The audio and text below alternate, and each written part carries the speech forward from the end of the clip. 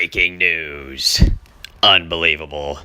We're led to believe that these events are just completely random. By the way, did anyone hear about the lunatic who was shooting up the Trump golf course? No? Missed everyone's mind? No one really report on it? Were you just swamped with the Texas school shooting instead in the morning? I wonder how coincidental that is. I wonder why they wouldn't talk about that other political motivated attack. But we got to bring in the conga line of experts, as Mark Levin so personally puts it. It's truly unbelievable who these so-called experts really are. Like, here we go. Look, we got the Parkland daughter who died. Who is this guy? Who cares? What makes him an expert in anything? Are you kidding me right now? Bring out David Hogg too. What makes him an expert on anything? Cause he survived or something? Are you kidding me? I'm just gearing up for the next round of so-called experts, survivors, so-on-sos, whatever. Just bring on the conga line of experts, as they say. They're experts. You hear that word thrown around the news media so much. Experts. Everyone's an expert in everything, right? Look, they're just gearing up already, getting the new round of experts. It really strikes me, too. There's other things going on in the world right now, like Korea. It's kind of funny that there's so many veterans out there who really are experts, but yet you never see them on TV. All you see are CIA, FBI, NSA government officials who have never been there or done anything in their life besides read a piece of paper. But yeah, they're experts. What about the veterans? You never see any veterans really on TV besides unless they have a political agenda to push, or they're already in the in crowd.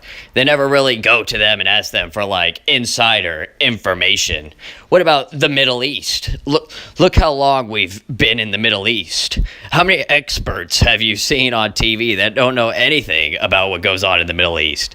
Again, CIA, FBI, NSA, all these people who have never been there, just read it on a paper behind the desk. But let's just forget about the veterans, Let's go get our conga line of experts. Yes. Let's look at what experts even really means, right? Let's see. An expert is a person who has a comprehensive and authoritative knowledge of or a skill in a particular area. So people who have actually served in Korea, been there, who actually know what they're talking about. The people who have actually been in Middle East, who actually know what they're talking about, so-called, they're not experts. People with real knowledge, real experience, real skills, up. Funny how they're not considered experts, but all these suit-wearing nobodies are considered experts. What have they really done? Let's look at our good friend, the Second Amendment again. Since, Parkland Dad and all the other retards and conga lines of idiots out there have no idea what our Second Amendment says. It says right there, we have a right to keep bear arms, and it shall not be infringed. Our forefathers were truly geniuses when they picked the word arms. Let's see what an arm is. Okay, it's a weapon used to increase the efficiency of activities such as hunting, crime, law enforcement, self-defense, and warfare.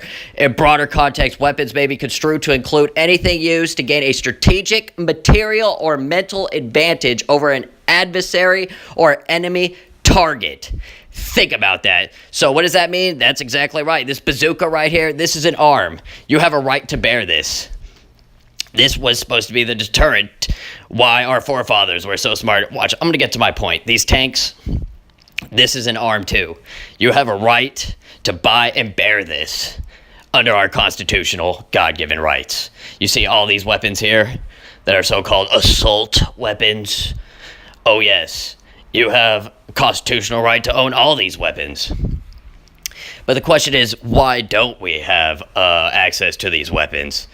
Yes, even aircraft carriers, jets, you name it. They're arms. They're considered arms. You have a right to have this and own this, which is why our forefathers looked to the great philosophers of our time, and they really studied the words. They really got into the mud of what everything means, because they knew that the military-industrial complex was a thing of the future. Look at this. Oppressors can tyrannize only when they achieve a standing army, check, an enslaved press, double check, and a disarmed populace. Looks like they're working on phase 3 right now with all the school shootings. Look, get sad dad up there, get all the other survivors up there that are pushing for more infringements on our rights. You know, they don't understand. They think like a metal detector is something so like innocent. No, it's not. It violates your unlawful search and seizures. Are you kidding me? So let's have the experts come out there and tell us why we should give up our rights. Because what, they suffered some kind of tragedy? Are you kidding me? This is what it really is right here. Arms are us. The government, they're just selling arms to other governments. This was the deterrent of the right to bear arms. It was so the government just didn't make tanks. They didn't just make machines of death, because we as a population would have the same access to those machines of death. But look, we don't. Why? Because prohibition. Look, the first thing they did was they caused prohibition, they caused all the slaughter, and then they begin the gradual infringement. Look at this, because our forefathers knew it wasn't going to come at once. Look, 1934. Right here, during the Tommy gun era, prohibition, Franklin D. Roosevelt, another progressive. Look at the history of this. The National Firearms Act of 1934. Why wasn't there more uproar about this and the infringement of our Second Amendment rights? Oh, that's right, because everyone thought they were trading safety because of the alcohol prohibition and all the violence out there in the streets. Yes, oh, who caused that violence in the first place? Interesting, isn't it? Look at this. Again, another event to take away the gradual Second Amendment right. Unbelievable right here with President John F. Kennedy's assassination. Our friends of the deep state at work again. Look at it. Look at that 1986, the Firearm Owners Protection Act. Bureau of Alcohol, Tobacco, and Firearms, totally unconstitutional. 1986, 1993. Oh, but they don't want to talk about the school problem right here in 1990 with the Gun-Free School Zones Act. I wonder why nobody even brings this up. Where are the experts? Where's Sad Dad, Parkland Dad? Where's David Hogg and friends? Huh? Well, why not? Oh, look, it's our good friends, Joe Biden and war crimes criminal George H.W. Bush. Look at that. Oh, what a coincidence. Begin more with the gradual infringements. Look, Enforcement Act of 1994. You can't get AR-15s, AK-47s, Tech 9s, MAC 10s, and the Uzis. Oh, but the gangs still have them, but you can't have them. You see the gradual infringement here? All part of the master plan. None of these things were randoms. They're always preying on significant events to try to rip our rights away. You heard James Madison and the Anti-Federalists. Look at the checklist that we just went through. They've already completed 2 of the 3 things.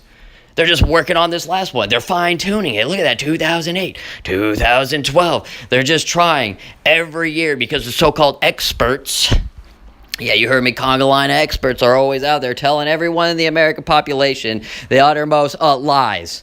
It's all government psyop. Our forefathers were way smarter than anyone in our current century could even physically comprehend, because they've already written down the back doors to everything that these retards would try. Quick thought.